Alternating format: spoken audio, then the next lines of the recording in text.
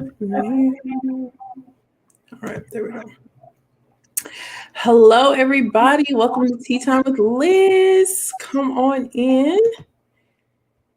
I'll give you all a few moments to come in. My phone's going off. Turn it off. There we go. Hello, everyone. There we go. We got one.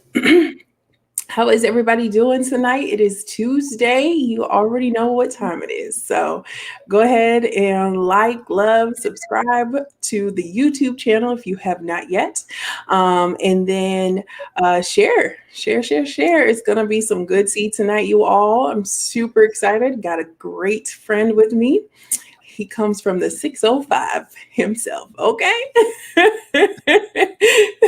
So it's going to be some good tea tonight. So come on in. Let me know that you can hear me because I don't see no comments yet. How is everyone doing tonight on this Tuesday? Hopefully everyone is having a great start to their week. So as people are coming in, like I said, comment, let me know where you're coming in from. Even if it's your first time, I would love to know who you are. So as we start, we do our announcements first, and then we will get into the tea. So as you all know, we are doing t-shirts soon. Not yet, but soon. So keep those in mind. But I do have Tea Time with Liz mugs. So if you would like to purchase a mug, they come in two different sizes. This is the 11 ounce and this is the 15 ounce. All the proceeds do not go to your girl. They are going to help single moms here. We're going to give some gifts out, hopefully Mother's Day, because we do thank you for all those who have donated and bought mugs already. So hopefully I'll be able to bless a single mom with a nice basket, but also for Christmas, we're going to do a couple more than just, one. We want to be able to be a blessing. So if you haven't got your Tea Time with Liz mugs, hit me up and we'll definitely get you shipped out to you. So those are that. Hello, everybody. Hello. Hey, Chris. Hey, Dominique. Hey, Danette. Hey, Carrie. Shout out to Carrie, who is always in support. Always good to see you. Shout out from Wyoming. I know that is Bobby's neck of the woods. So excited for you to be here with us here tonight, Miss Chelsea. All right. So, like I said, that is all I have. Next week, I have my good friend, Miss Tina Marie. She will be with us as we will be talking about children who have been through traumas and different things. She has a children's book and coloring book that will be given away as well. So super excited to have her on next week. So like I said, let's get into it. I have my great friend, my homie from the 605, Mr. Bobby Jones. Say hello to the people, sir. What is going on? I appreciate you having me. Hello, everybody. Carrie, what's going on? It's awesome you talked to my dad at the park this weekend. So nice. He's always there if it's nice. So he's right. Day around Memorial Park in our that's what's up. To South Dakota. So yeah. Right. You good to be out here. Thank you, Liz. I appreciate you and excited for the night. No, thank you for hanging out with us tonight. I know we're going to get into some good stuff. I know you got a lot to share with us. So like I said, he comes from the 605 all the way from Yankton, South Dakota.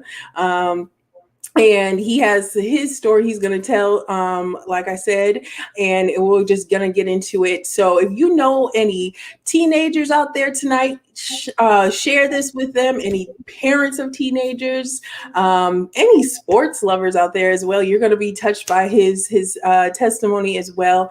It's life-changing. So Mr. Bobby, so I know that he is you're a motivational speaker now. So you go around to different schools, inspiring young people to keep hanging on to their dreams and fulfilling purpose.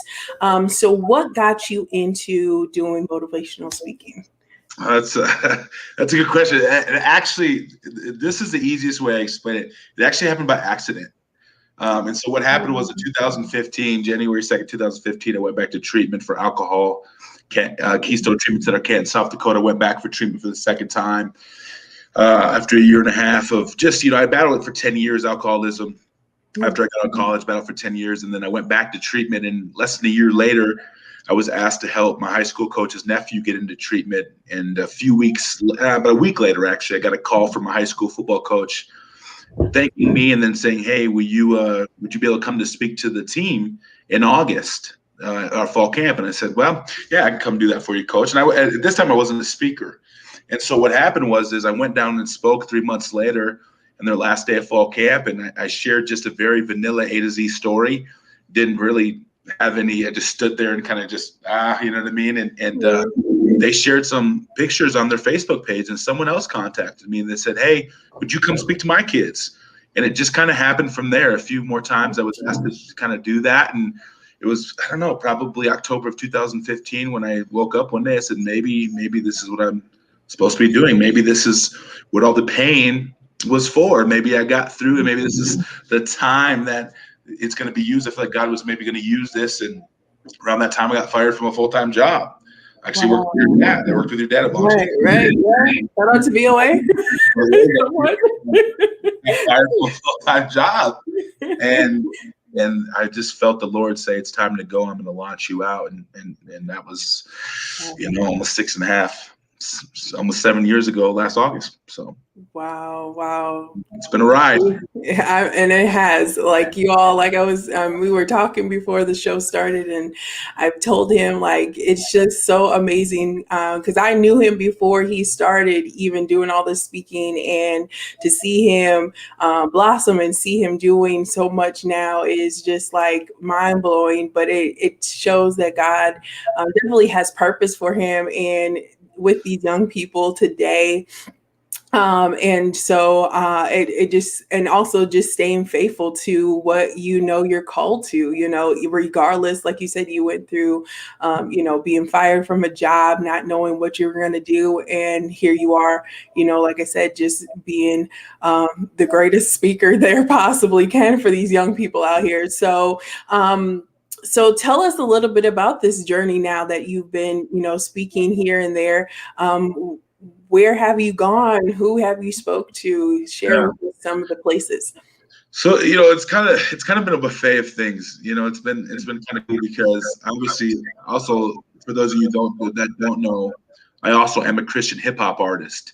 I released a project back in 2015, and that's my music ministry kind of took off from there. Now there hasn't been a release since like last March, but just kind of I've been writing. There's a lot of stuff that's coming. I believe I feel like there's a little bit of a delay on it. Right now, God has kind of put a delay on it, but I feel like that's coming. And then, on top of that, I've done some preaching and different things like that. But my main bread and butter, what I've come into is school assemblies and working with schools. But the thing about what I've come into now, when I first started doing schools, it was a bother to me because I wanted to connect with the kids so much. And so I'd go and do it, and it'd be a good assembly and I'd connect with the kids. But I always kind of felt like there was something missing.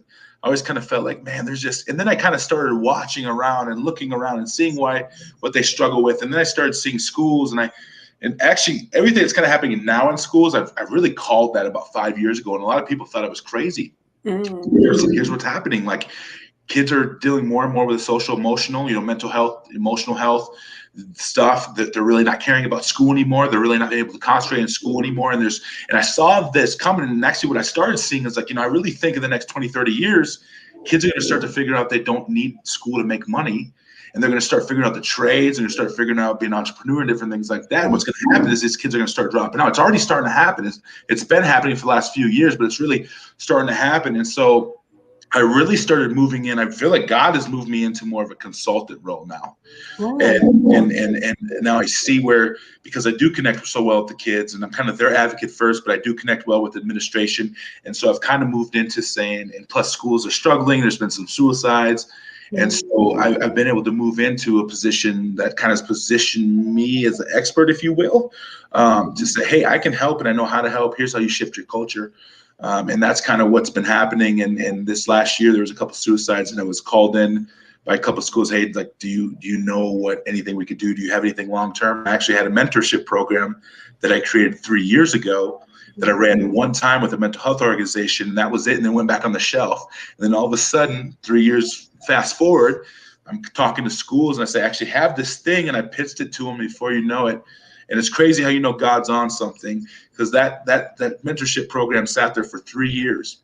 And all Wow. of a sudden, when we started having the real conversation, to the time I was on a big Zoom call with all the administrators and superintendents, principals, counselors, and they said yes to it. It was 14 days. They came together in 14 days.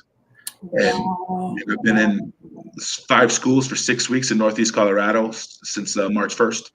And Wow. it's been amazing to see kind of what that long-term effect has had on kids, just doing life with them, walking with them, teaching them how to cope, teaching them healthy relationships, Yeah. teaching them basically, how to believe in themselves.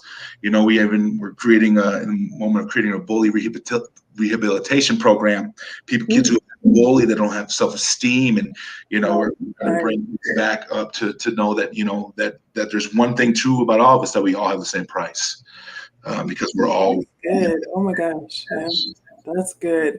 I mean, so you kind of already hit a little bit on it, but what are some of the other issues besides low self-esteem and bullying, obviously, that you are seeing in these schools with kids? Like, what are some of the arising issues in this generation coming up? well, depression, anxiety. Depression, probably, I would say depression and anxiety are now. I think I'm actually shocked when I see a kid that doesn't struggle with depression and anxiety. That's how prevalent it's gotten. I look at, I'm 36, and I look at when I was in school. Even, you talk about depression health class, but you'd see a poster of a guy who said he was depressed, and it was so foreign to us. We didn't understand what that meant. ADD was kind of big when I was growing up. They would put ADD or ADHD, a label on someone. But then, fast forward, probably I would say, I could be wrong on this, so don't quote me, but the last probably 10 years, depression and anxiety has really taken off. And now it's probably 1 in 4 kids struggle with some form of, mental health issue, whether it's depression, anxiety, suicide ideation, self-harm, whatever it may be. Self-harm is a big one. A lot of it I've been seeing lately is it's relationships. They're actually using relationships to cope. They're basically saying, I'm not happy, so I need to go find someone or something to make me happy. But what they don't understand is we always attract what we are. So you're only going to bring the next unhappy person into your situation, and then just everyone's going to be unhappy. And what happens is, because you don't know your own heart, they don't know their own hearts, let alone someone else's, so they can't care for their own, let alone someone else's. What happens in that is there's a trail of mess and hurt, and it only just starts compounding upon each other like that. Wow. Wow. That's some big stuff.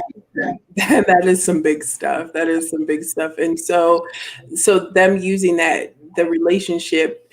So do you feel like there's some type of disconnect in their home life, or even just have they been experiencing some type of traumas that they feel like they have this depression? Like, where is it stemming from that they, I mean, yeah. Yeah, so it's funny because I have a lot of parents that will reach out to me, and the first thing I say to parents is, like, I don't know if you're ready to hear what I have to tell you, because here's the reality of the situation. The parents of this young generation are only passing down to them what they have. Right. And it's what was passed down to them, right? And I've actually been asking the question lately in these schools. I said, how many of you want the same childhood for your kids that you've had up until this point in your life? And 95% of them raise their hand and say, I don't want that for my kids. Wow. Like, and so what happens is, that's why I've actually switched. We can get to the parenting in a minute, but that's why I've switched a little bit to get it from all angles. I'm at the administration level, plus the kids level, plus the parenting now, because I understand what's happening is it's generational cycles, right? I teach that in my parenting course, that you're only handing down. So perfect example, I hear a lot of parents say, well, I just want my kid to open up. But the question I ask is, well, do you open up? And they lead by example, right? Because kids imitate 10% of what you say, but 90% of what you do. And so whatever is modeled for them, that's exactly what they're going to keep doing, right? And so if they see a cycle of men coming in and out, if you're a single mom, if you have daughters, she's probably going to start modeling that at some point. And so that's just kind of the cycle that keeps kind of going down over and over. And I'm saying, at the end of the day, is like a lot of you kids are only going to do what you were taught, because your parents are only doing what they taught. They're doing the best with you that they know how. Oh, yeah. And then after that, but then what I'm seeing is so when parents come to me in the parenting course, they want me to fix their kids, but what they don't know is they're actually about to get fixed. And right. It's a whole setup. It's a whole setup. If they want to change for their kids, they got to change now. Right. And so it's one of those situations where, what is that thing that's like, if I want my kid to go where, I want them to go, surpass me in life, I have to get healthy. And we actually live in a world where not many are willing to get healthy. There's a lot of woundedness, and we just stay there and we think that, okay, well, it's a different person, so this is going to be better. But what we don't know is it's actually not getting any better. It's the same. It just may take longer before you realize it, but eventually those wounds, you got to stop putting band-aids on infections. Right, we got to get to the root. Once we get to the root and we dig that out, then we can start healing from the things that we've been through and stop wearing our pain as a badge of honor. Wow. Wow. Okay, there's a lot of good stuff in there. So, let's start with the kids though. So what are, like I said, you said some of these things, like you said, are depression, and some of the things that they see in the home, they're modeling those things as well. So if a young person is dealing with depression and they don't have somebody like you at their school, because I know you said, which I'll ask in a minute because I have like 500 questions. But so anyway, back to the kids. Like I said, so if a young person is looking for mentorship, where should they start, or how could they even get a hold of you if they don't have that type of mentorship? Yes, I mean, any kid can reach out to me on social media. My Instagram is where I spend my time. Is where a lot of kids email me or message me. They call it texting. It's kind of it's text me. It's just a message. It's not an actual text. But at Bobby Bugatti and then you can email me at Bobby Jones Booking as well. And I've actually found that that's actually maybe a little bit even better, because I'm able to look at it and get to it. My goal with this young generation is always to empower. And I don't know if you want me to go into this right now. But yeah, go. Do you? Because what I've seen with the young generation is a lot of older generation adults will say they can't do it scale away, we'll do it for them. No. They're capable of doing it themselves. We just have to empower them. And how do we empower them? Well, one, we speak to their destiny. And we say, this is your purpose. This is what you're called to do. This is who you are, whatever it may be, and speak that life into them to give them an opportunity to say, you know what, someone else believes in me. And sometimes we have to believe, or, maybe we'll have to believe in others till they can believe in themselves. And sometimes it takes that. People will believe in us until we can believe in ourselves, right? Or vice versa. Right. And sometimes you need someone to walk with you, but empowering you to always grow and call them up to say, you know what, I see this in you, and always speaking that over them. And then with the young generation too, I just kind of want to feeling the need to go down this rabbit trail a little bit. We have to understand that sometimes we're holding them to expectations that we can't even live up to. Wow. The first question that I ask every adult, mainly parent, but every adult that comes to me and with kids, I said, let me ask you a question. The first question I ask is, how would you deal with being a youth in today's society? That's real. And I said, let me start by saying I wouldn't handle it well. I had enough problems growing up as a kid, in middle school, high school, whatever you want to say. Right. I had enough problems. So let alone if you put me now as a teen, and I mean, it'd be a disaster, an absolute disaster. And then they say, well, I wouldn't be able to handle it. I was like, exactly. So why do we expect them to handle it so well? We're holding them to expectations that we can't even live up to. And that's what we're saying, and that's what's happening. And these kids are just, they're just trying to survive, but they're dealing with so much, and no one's paying attention to what's going on inside of them. And they're just saying, no, just do your homework, you'll be fine. Oh, you're just lazy. Why kids? No, they're not lazy. They're not lazy at all. They are hurting, and no one is stepping into their world to understand them before they're understood and be able to say, hey, I believe in you. let me give you the steps and let me walk with you and walk along with you, you know. Wow. And that's what I believe that I've been called to do for this young generation, and Wow. that's what I'm continue to do. Wow, that's good. And it's so crazy how just the simplicity of the words of life can Yeah, change somebody's outlook on who and what they are. Especially like you said, in this young generation, they definitely are searching and needing that, right? right. Um, so once again, even going back, so they can reach out to you, but let's say they don't have that um, way of getting to you, or if they have a mentor program, should they, tap into this mentor program? What should they be looking for in a mentorship as a young person? Yeah, that's a good question. So what I would give advice to parents if they're looking for a mentor for their kids, first of all, you want to find someone that's emotionally, mentally healthy, because they're only going to impart to you what they have. And so and that's actually one of the requirements of Bobby Jones Speaks is, we have to be healthy, and that's including myself. And so I'm continually walking that journey of healing and things and different things like that, because I have to be emotionally, mentally healthy, because what I'm imparting to these kids is important. And I don't want to give them something that's going to cause or take root, that's going to be possibly grow into something bad one day. And so I look for someone that's emotionally and mentally healthy. Then I would look to someone that is willing to do life with them, willing to walk it out with them, willing to, take their call at 2 a.m. if needed, willing to go, to their games, willing, getting to a place where they can look at you and you could say, hey, I'm not going anywhere. And then someone that's also going to empower them to become their best self when they're around them. Even if it's, I mean, they can't put their finger on them. Man, there's something that's make me feel good. I just feel great when I leave them, and being able to know that someone's always going to speak life into me. I think those are the few main qualities that you want to look for, and then I would say, look for someone that's going to also be in a position where they're going to say, hey, I'm going to teach you how to do it. But just let you know, our relationship won't change. It just may look different going forward, but I may just not be, with you now every day. Maybe we Right. just distance or whatever it is. Yeah, And makes so sense. Yeah. empowering them, because my own goal is to get them healthy enough to where they can be alone, and not necessarily alone, because we need community, right? Like we Right. just Most relationship definitely. as humans, but we're a place where they're not. Let me say this better. My goal is to get them to a place where they're not codependent on There. That's things, good. That's good. whether it's people, whether it's self-harm, whether it's the things that they're latching onto, vaping, drugs, drinking, whatever it is, to get them to a place where they can heal enough, Hmm.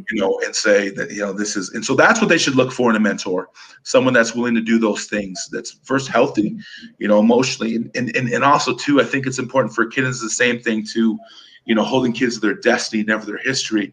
I think every time you encounter that kid, it should always be a clean slate. That's good. The slate should always be wiped clean, so they know that you're not holding anything against them.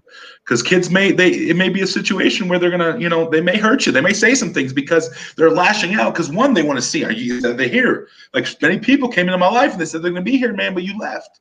They left. Are you just going to leave me too? And so there's going to be some of those things. And I think if you keep walking up every single day new with a clean slate, saying, hey, I'm not going anywhere, but still holding them to the standard that, love has a standard, I believe you can get somewhere far with a kid. That's oh my God, this is so good. If you guys have not shared yet, y'all need to be sharing this, okay? For real, for real. Um, and if you have any questions, feel free to put those in the comments. Absolutely. I'm sure Mr. Jones would not mind answering any of your Not at all. questions at all. So wow, that is some good stuff. So any of you young people who are listening and looking for mentorship, those are some qualifications. You definitely want to make sure somebody is in connection with you, not somebody that's just going to be your best friend and say yes, be a Yeah. yes man, because you definitely don't want just a yes man, but you want somebody that's going to grow you and keep you accountable to your destiny, like he said. So I want to track back a little bit though, because we touched a little bit about parents, in which we'll get even further into that. But let's talk about school. Let's talk about teachers. Let's talk about faculty, and that relationship. And hopefully I don't get you You in get me in trouble on here, Liz. trouble. Like I just got here. No. I mean, I mean, So how can a young person, deal with the difficulty of a teacher or faculty that they feel may not really be coming at them, but also could be. We don't know the whole story, but how can they deal with that difficulty, especially in a time where they may be dealing with depression or anxiety or whatever the case may be? That person may not be able to get the fullness or get it with me, but how can I change myself to adapt to make that situation better? so this is actually a good question. Like, because, all right, before I go any further, let's just say teachers, administrators, principals, counselors, teachers, I love you all. Like, I love you all. I'm out here, I'm fighting for you guys. Kids, I'm fighting for you too.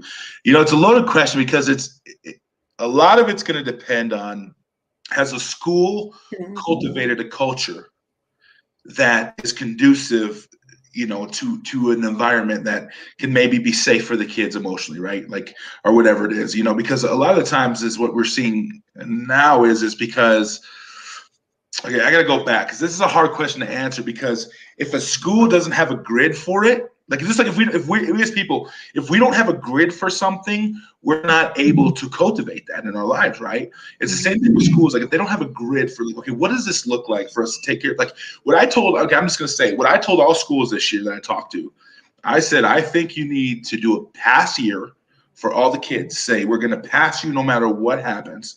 And we're going to focus on your mental, your social, emotional, mental, emotional health for 7 hours a day, and we're going to do some academics for the last hour of the day, or whatever, an hour a day. Because I felt like this year was a year that, like, let's say you go to a gym, you go to the Sanford Center, and everyone's in there, and the roof's caving in, and someone goes on the loudspeaker that's outside of the arena that says, "Hey, don't worry about it, just stay put." And people are gonna be like, "Dude, you're crazy. The roof is falling. I got to get out of here. I'm gonna be crushed by it." That's what COVID was to them. So that's their roof falling in, and we're just saying, "Hey, just do your homework. You'll be fine. Don't worry about it." And they're saying, "Do you not see this roof that's caving in on me?" And so what happened is these kids are like, they're anxious because, and now they're being graded on homework that they can't even focus on. And so a lot of it has to be what the school is cultivating. If there's no grid for it, and unfortunately there's no answer to your question, if there's no grid for it, if there's no grid for a school to say, you know what, we have to take care of our social emotional, we have to take care of our kids' mental health.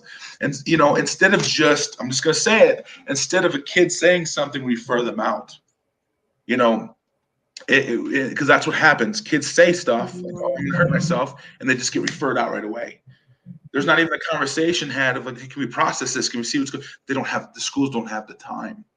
They don't have time to sit with every kid graciously to do that. And that's the hard part. And that's where I hope what I'm doing is bringing this program is say, "Hey, I can take this burden off of your plate. What I would like to do is let me handle this, in this aspect of it. You can do what you're supposed to do every day, instead of dealing with these issues that really have nothing to do with what you were actually supposed to be doing, because it's like, well, we have to take care of this, and then you're behind the 8 ball." So if that makes sense, like it's if a school doesn't have a grid for it, if they don't make the space for it, there's really nothing a teacher can do. So my advice to that is, if you're at a school with your kids that don't have a grid to say, "My kids are struggling, we need to help them," then you at home better be taking care of that first and foremost. Wow. You at home better be saying, "You know what? We got to get you healthy," and checking our hearts. Am I going to be healthy? Am I going to be healthy? Am I going to show that to my kids, to say where I can create a culture? First of all, I can cultivate a home that's loving and that's, promotes healing and promotes, just basically overall wholeness.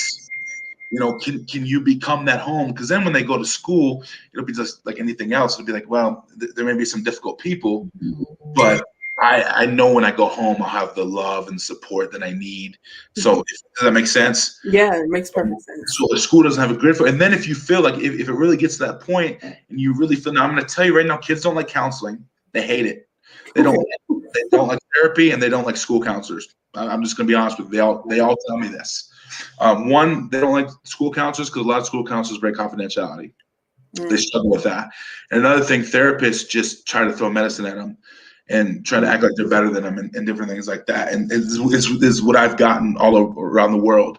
And so if you found someone that could be someone that they need to see, you trust them, they trust them, they can open up to them, then maybe we can go that route as well. mhm. But it has to happen in the home first, if that makes sense. It's hard for me to answer that on a general scale because No, that's perfect. That's perfect because, like you said, if the school offers that type of system to where you can have that, mediation with a teacher or, yeah, whatever the case may be, then, definitely take that opportunity. But especially now, some schools are still distant learning. So, yeah, you don't really get that interpersonal action. So then you like you said, everything still comes back to the home, regardless of what is going on or where your child is, it still comes back to the home and it comes back to that relationship with you and your parent. So now that I'm dealing with something and I'm having a hard time opening up to my parent, what is some things a parent should look for when your child is going through, these different avenues of life that they haven't said anything to you about? well, I think the first and foremost, what has to happen is parents need to be aware of what's going on in their home. Parents need to be aware of what their kids are doing, what they're on, what apps they're on, what social media platforms are on. I think taking that time to step into their world and say, hey, this is what's going on with you. Can we talk? Can we have a conversation? But again, it's cultivating that environment from the beginning. Say, hey, we're open. Even I talk about even sex. That conversation be had with your kids. If you're the parent, you should be having that conversation with your kids, because if not, they're going to get it in a different light, and it's not going to be a healthy one. And so it's understanding that you need to have that open form of communication with your kids from the beginning to say, hey, here we're going to talk about things. We're going to give you an avenue, and then we're going to give you a place that you can be. I call it a safe place to be broken. This is a safe place to be broken. That's so good. In being in that place where you can come here, and if you just fall in my arms and let it all hang out, we can do that. But this is a safe place, non-judgmental environment, and so it's getting to that place. Here's another thing that I want to go into real quick, and I could probably Yeah, circle yeah, back. yeah, yeah, yeah. Here's one thing parents got to understand. This is one thing that I teach parents as well. I'm actually working with a family in Colorado right now with their 18-year-old daughter, and I just actually talked to the mom the other night for an hour. And one of the things is how I start everything after I say, ask them, could you handle it? One of the biggest thing that I asked her, I said, here's the one thing you can never change. I go, that is always going to be your daughter, and you are always going to be her mom. That is a title that will never change. So until you learn to value who she is to you, Wow. until you learn to value who she is to you, Wow. then you will only try to value what she does for you, and it will never live up to that standard. And Wow. so it's understanding that who they are to you, that's going to be your daughter forever, or that's going to be your son. That will never change. So when you can walk in that relationship, when you can flow out of that place, it is a lot easier to value who they are to you, even when they go through rough seasons and maybe do things that are going to embarrass the family. Maybe they're going to make mistakes, different things like that. But if you always value, then from there you can always work. Yes, we have a standard in our home, right? We teach people how to treat us, and we're going to lay boundaries in our house. And that's your prerogative as a parent. I tell kids that this is your prerogative. Your parents' prerogative to say, hey, if you're under their roof, you have to live by their rules. Mhm. That is part of, and I talk about my circle. I teach this thing called my circle and what you're responsible for. I said, your job is to live in the family unit within your circle. And in that is responsibility, maybe be chores, being respectful to your parents, being kind to your brothers and sisters, and vice versa. And within that, understanding that, but if you value who they are to you, you That's can understand that going forward, what they do will never have a way, and the relationship will never ever be tattered. The relationship will never be removed, because who they are will always be more valuable. And from there we can work. From there we can restore, even if something goes completely out to left field. Oh my gosh. He just said a whole mouthful, y'all. Like, that is so good. And I think That's something you can't buy. We're so easy. I know sometimes parents, they'll try to buy their child's love. They'll try to buy them through life. And what your child needs is something you can't buy. And that's that value, to know that they are the apple of your eye, regardless of what happens, what decisions they make, what troubles they go through. Um, Man, that was so good. I mean, Well, oh, shout out to Pastor Chris Foster. Thank you for joining us tonight. well, But let me yeah, let me relate that to something else real quick. yeah, go ahead, go for That's it. what Jesus does for us. Yeah, come Who we on, who come we are on. in Jesus is way more important than what we'll ever do for him. Yes, And when we learn that our Father's house is a habitation and not just a visitation, and talk. we know that no matter what happens, it's always going to be open to us. That's literally how parents should be with their kids. And so that's how Mhm. Jesus is to us. If we do things, if we stray, he's still saying, hey, you still have a place at my table. The Right. sense of belonging, he still extends belonging to us. Mm. And that's Okay. where the value in who you are in that relationship can always thrive, because you know that will never ever change. And that's the Mm. same thing with us and Jesus, right? It's that's exactly what we are to him and who we are to him. And he's madly in love with us as his children. God's madly in love with us as his children. Yes. And saying, hey, this is our relationship that'll never change, no matter what you do, Right. because I have called you by name. Yeah. Dude, dude. I'm about to cry over here, like I'm trying to hold it together. Oh wow, that is so real, and I love the analogy. I love the analogy of knowing that it's just like how our heavenly Father treats us, with that value. He values us, and that's why he goes through the gutter places and Yeah. the worst places and all that, and look at where we shine, look where we are, but Well, it brings him honor, it brings him glory, right?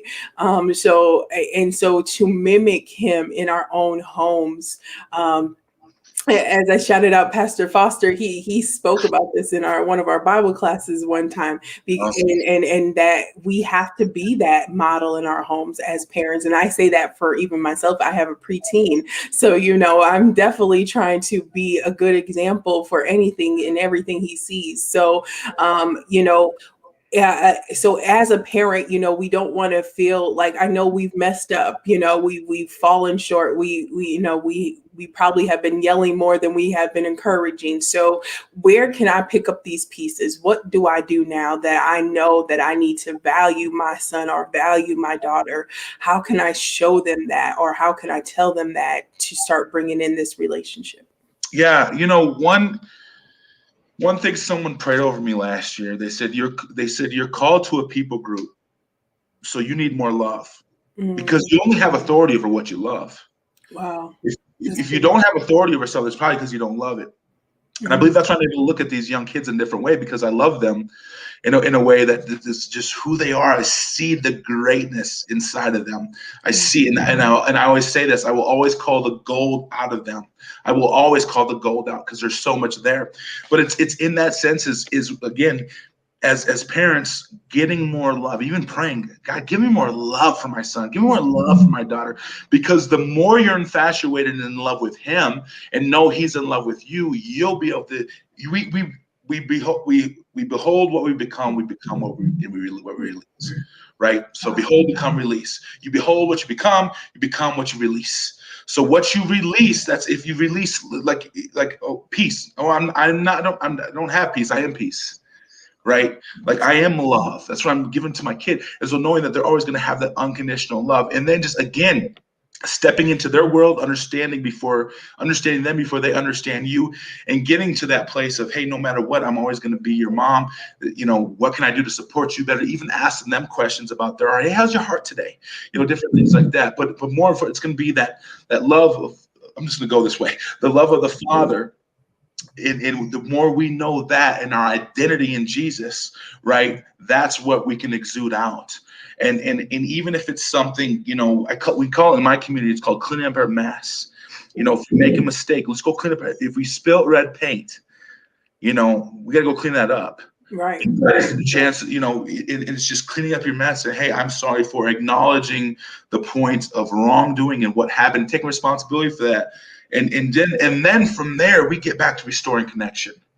We have to restore connection after a wrong was made, because it's not enough just to say you're wrong, but how can we restore connection to Mm. get back to that relationship piece that will never change, right? But to get back to where, what I'm saying, I trust that you are sorry, you trust that I'm sorry, whatever it is, but getting to that place of, man, I love you no matter what you decide to do. And then I think another thing, I just feeling led to say this, supporting kids in whatever they decide to do within boundaries.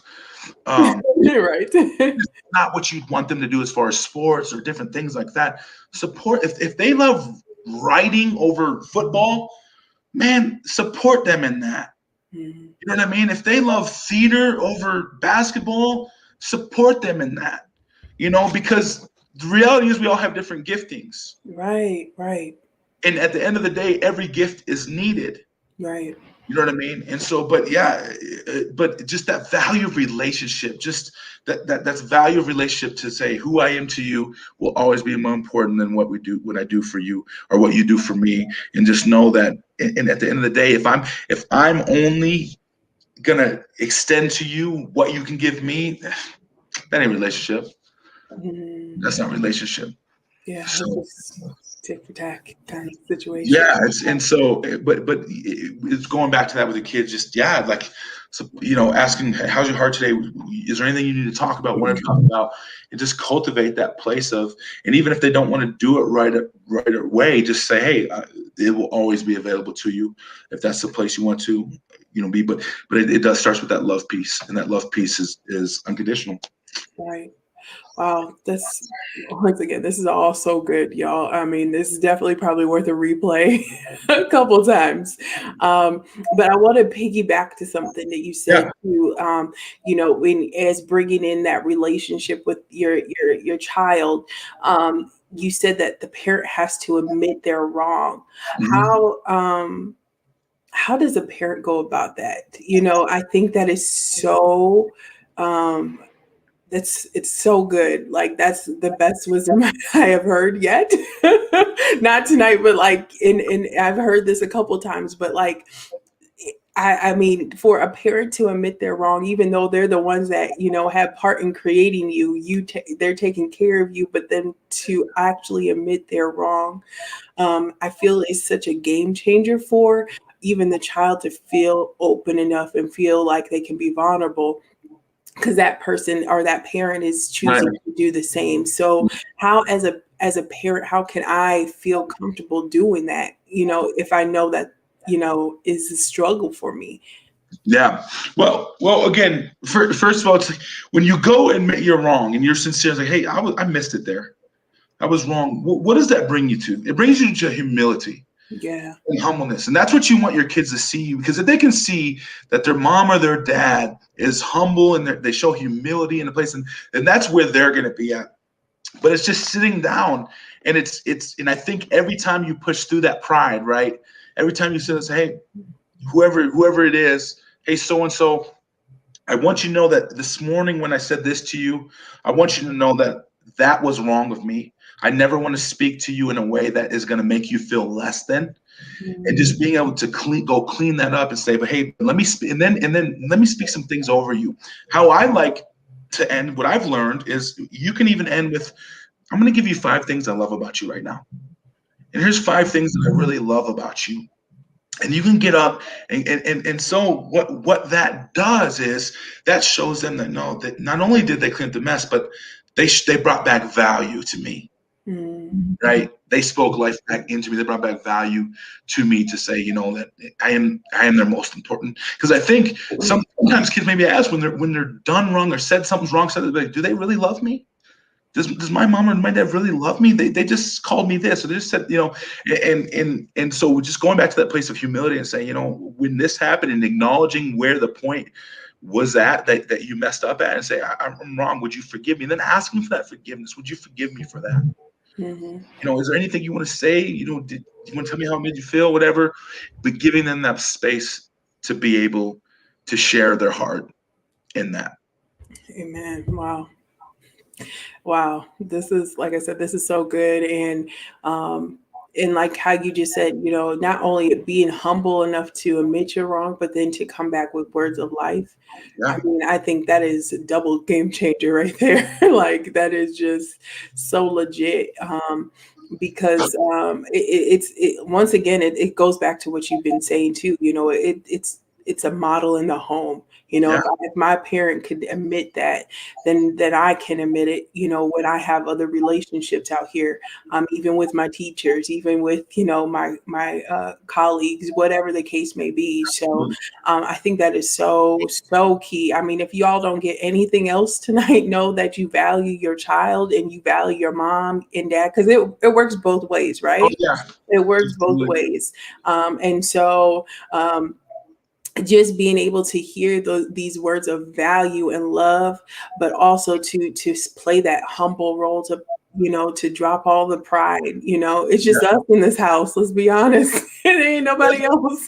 Yeah. It's just this Yeah. is us. And so to be able to build off of those broken pieces, Yeah. um, is amazing. It's amazing. Absolutely. Um, wow. I am lost for Can I words, add but something real quick? Can I add go something? ahead. Go ahead. Go ahead. I feel I need to say this because I've ran up against it, but this just came to me right now, so I feel like I should say this. Men, fathers, your kids need to see you cry, especially young boys. They need to see you cry because they need to know it's okay to show emotion. Matter of fact, to be a real man is to embrace love. And so Mhm. understanding that, I just feel like I meet a lot of people, kids, especially that like my dad says it's not okay to cry or whatever it is. And it's like, it's okay to cry. It's okay to show that emotion. And I think we have gotten to a place, especially with boys in our society, that say, things have just been not cool. I mean, that's not cool. It's like no, that's not true. And what happens is that hard heart comes because you can't show emotion. And then you get to a place where, man, how you handle your affairs going forward is just not going to be well. So I felt the need to say, like, men, like your young boys, your sons should see you crying. That's Maybe good. not at all levels. Maybe there's times where you're not going to be Right. around them, but if it comes in front of them, cry. Cry. Um, so Show it's that one emotion. Yeah, most definitely. I think that is, I mean, on both sides, even yeah, yeah, surprisingly, yeah, especially in the African American community, yeah. sometimes it's not good to show that emotion. It's not Right, good to right. cry in front of each other. And so we tend to do it in private. So but so you're encouraging that it be shared with the family, and not in a sense of um to move the other person to be persuade in their heart, like, it's not a tick for tack, or Right. a place to make the person feel a certain way, but it's to, like you said, to be open and vulnerable once again, to show that I'm in this whole relationship regardless of what level we're at and how Yeah. we're feeling. We're willing to pour whatever it is out together. So wow, that is so good. I hope you all are enjoying this. Please, if you have any questions here, we're coming in the last few minutes. So definitely, if you have any questions as a young person or a parent, definitely throw it up. Like I said, I'm sure Mr. Jones won't mind answering anything, but definitely everybody is digging these comments. You definitely have to go back and read all of these these amazing things. So we've talked about now bringing this gap into a relationship, or to keep this going with our parents. But to go back just a little bit too, still with that whole a parent's only going to give what they know, right? They're only going to do what they've been taught, or however. But what if I'm the parent that needs help? What if I'm a person that needs to be fixed as well as my child needs to be fixed? Is this something we should do together? Should I get my own help, and then we can do our own help, or we can do our help together too? Like, what do you suggest? I mean, I would say if there's a restoration that has, if it's somewhere where it's damaged beyond repair in the moment, nothing's ever non-repairable. It can, especially with Jesus, everything's restorable, right? Everything's Yeah, restorable. nothing's impossible. Um, um, but if you're to that place where you want to do like something actually tangible, You could down the road get to a place where you guys maybe have to have some mediators, and whether it's I don't know if it's therapist or whatever, but you might have to have a mediator sit down and talk about some things. As far as the individual help as a parent, no, that should be done outside of your kid, because there's probably going to be some things that are going to come up in those woundings that you may not want them to know or see, and so but it's walking that, and then it's just understanding, like, the first step is admitting and looking to the, like, okay, I got to stop living life in front of the mirror here, and I got to realize that there's a bigger purpose, and a bigger picture, and just getting to a place where you just admit, like, in getting humble and getting to a place of feeling, it's like, I need some help. I need to get healthy. I have I have a revolving door of men in my life, or I have a revolving door of women in my life, Right. whatever it is. Or, man, when my bucket is bumped, when I'm bumped, I freak out, and it's like, it's admitting that, and then getting to the place where, we're here spiritually, a sozo, spiritually going to get a sozo deliverance, to a place where the Holy Spirit can show you the pain that was, that basically where the trauma happened, and what can be done to get that out, and get to the root of healing, different things like that. And being able to have someone walk with you through that. Again, adults, we need safe places to be broken too, right? And so getting into a safe place where we can be broken, to say, man, I need people to walk with me that's going to carry the burden, the hard days, that's going to love me no matter what. Again, because adults now you're getting to the realm where adults, we have to learn to value the relationship, regardless of what it is. Like, the relationship is not on the table. It is nothing there's nothing that is in jeopardy of us losing this relationship. We're going to walk this thing out. And whether it's, you find someone that's been mentoring you to give you that safe place to be broken, so you can get to a healthy place, so you can, finally say, oh, because I can only give my kids what I have. And a lot of you don't, even as parents, you don't want your kids to experience what you did. So it's time we have to break that generational cycle, and that generational, I guess you could call it a curse. Generational curse, to get to the other side, to say, you know what, it stops with me. Most definitely. Wow. Like I said, I'm lost for words tonight. This is beyond amazing, in so many ways. Like I said, I hope that And let everyone that has been tuning in and hearing and listening in, that you have been able to grab, whether you're the teenager or the child, period. Because I don't even think it has anything to do with age. It's not even, and this even helps in the adult age, to be yeah. honest. But yeah, I hope everyone is definitely gleaning from this wisdom here tonight, and like I said, share with others, be able to have those conversations. If you don't have those open doors to be able to have, that maybe you can be the one to start the conversation. Do you recommend the child to go to their parent and say, hey, we have a disconnect, let's talk about this, how can we fix it? Do you think that's a good idea? Do you think it should be the parent's job? No, I think it can be both. I think it can be both. I know I can tell you this: if a parent isn't healthy, they're probably not going to acknowledge it. But I mean, I'll be honest with you. I run across tons of kids all the time that say, Bobby, I want to talk to my parents. They don't give me room to. Wow. They don't give me the space. They don't. I mean, what I see out here with these kids, I'm telling you, man, I have kids come up to me, Bobby, why do you believe in me? I'm not worth believing in. I'm like, well, I believe in you, and there's nothing you can do to change that. So, whatever it is, I make a joke with them about it. It's like, there's nothing you can do. I believe in you. You know what I'm saying? Like, but I know it's a lot of the experience in their life. And so a lot of kids, I will tell you as parents, they want to talk to you. They want to open up to you. That's good. But they have to have a safe place to be broken for their emotions. If they don't feel safe, they will keep it from you. Now, I want to get into some realities real quick. Go ahead. I'm out here for 6 weeks in the couple districts in Colorado because there was 7 suicides in 5 weeks. All kids. Wow. And they brought me in to do this. That's the real reason why I'm here. And I'm actually at one school that had a suicide. And so the reality is, if they don't have a safe place to be broken and open up, at some point it may get too much for them. and you're not going to see the warning signs. It will just happen. And one day you'll walk in and they will no longer be here.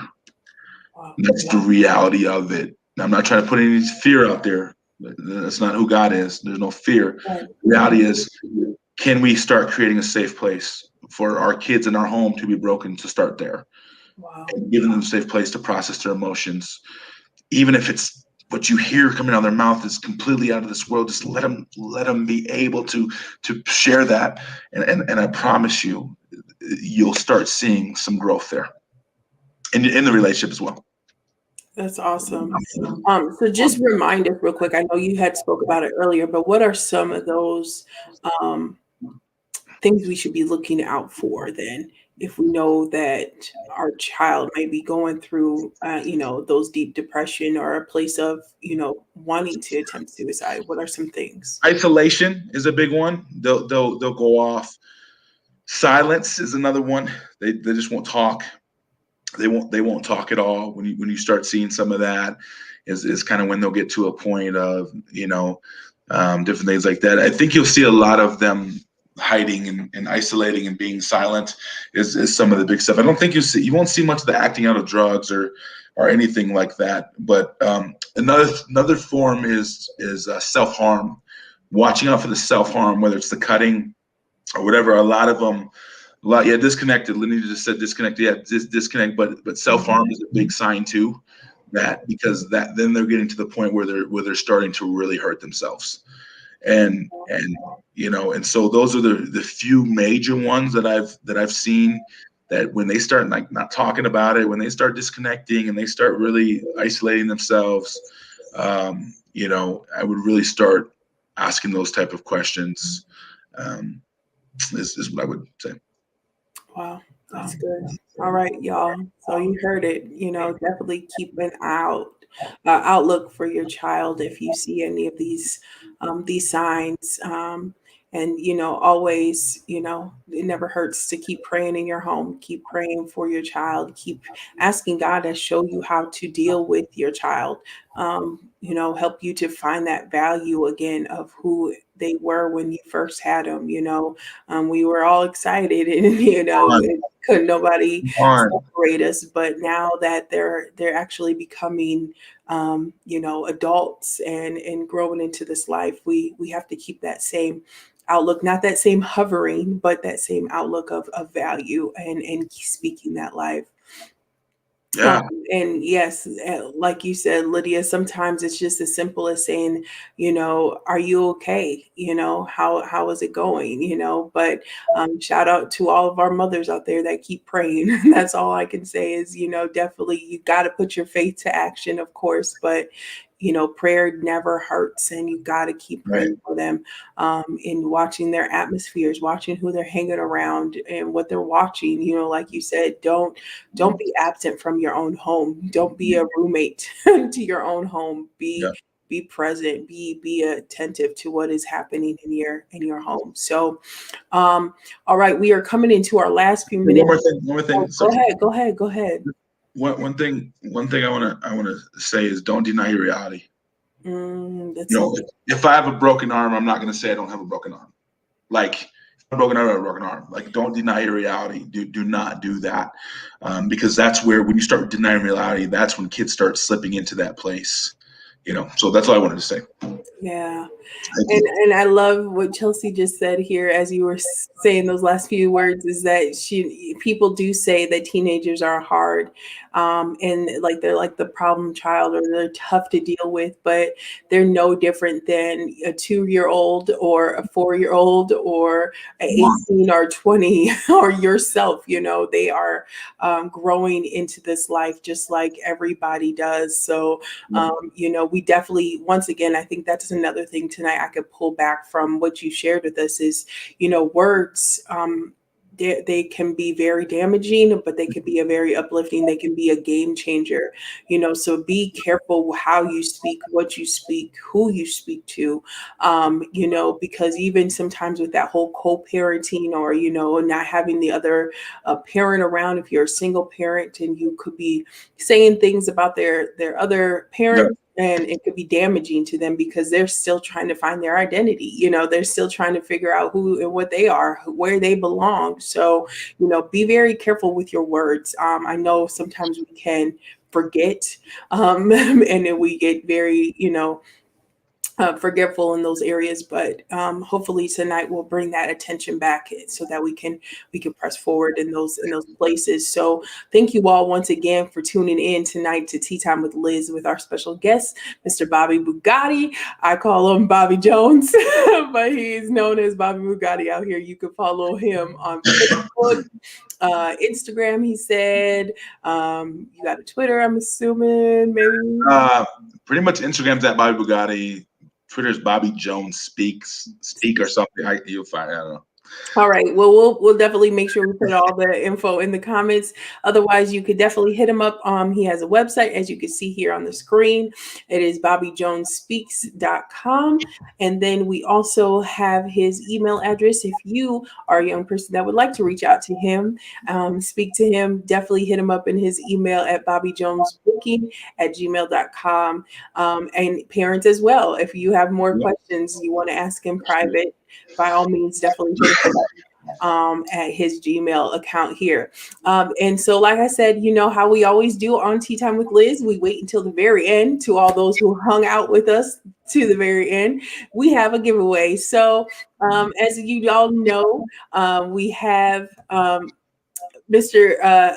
Jones's website up here. He has merch. So if you would like to support him in any way, you can go to his website once again, which is bobbyjonesspeaks.com, and pick out some merch. But tonight we're going to give out one of these t-shirts to one of you Tea Time members out here who have been tuning in all night. So let's see, it looks like we got about 8 viewers. So what I usually do is between 1 and 20, pick a number, Bobby, and then whoever has that number that you picked will get the t-shirt. So everybody put your numbers in the comment, whatever number you think he's going to guess. Hold it until I get ready to tell you to go and tell him what that number is. But we'll wait for the numbers to come in. So like I said, choose a number between 1 and 20 for the t-shirt giveaway, and you will maybe be the lucky winner. So as we are waiting for those to come in, don't forget about your Tea Time with Liz cups. If you'd like to purchase those, definitely hit me up in the DMs and we will make sure we get you settled. All right, so they're coming in. I'm hoping he has his number already. There are some amazing t-shirts that you'll definitely want to go out to his website, like I said, and check him out. He's got t-shirts, he's got hoodies, he's got long sleeve, he's got masks, he's got it all, y'all. I'm definitely gonna be getting a hoodie. I promise you. Hats and beanies coming too. Oh, beanies. They should be being posted. You got hats coming? Any hats yet? Hats and beanies. Hats and sock caps. See, I'm about to have a whole wardrobe. A hoodie and a hat. All I need. All right. So I'll give it a couple more minutes. And then I think she got kicked off. I think. Is this now Tea Time with Bobby? He just threw up the show. It's fine. I'm learning my new Apple, y'all. I hit things and I'm thinking I'm scrolling and I just turned my whole self off. All right. So Brittany will be our final number coming in. She will be the final one. So, all right, Mr. Jones, what is your number that you chose? My number is 13. 13. Let's see. Now, if you got the number or if you're the closest one, you will get the prize. So we got a 12 and a 14. We got a 12 and a 14. And since Miss Lanita, you won, already on tea time a couple times. I'm gonna give this one out to Brittany Norwood. Hey, Brittany, that is my homie right there. So she is going to get the T-shirt. So, Brittany, hit me up in my DM so you can tell me which T-shirt you would like to purchase, and then and I'll get your address and information so that um, you can get your shirt. So, all right. Well, that concludes Tea Time with Liz. Like I said, please stay tuned for this month. We are talking about family in so many different areas. I have some amazing guests. Like I said, next week I have Miss Tina Marie, and then we also have Miss Ann Dillard coming on, and then my good friend Miss Kat Regland. So you all stay tuned this month. It is going to be some good tea, and we hope you enjoyed tonight. Once again, thank you, Bobby, for hanging out with us, Thank and we you all for will having me. see you next Tuesday. See you all later. Bye bye. Yeah, yeah.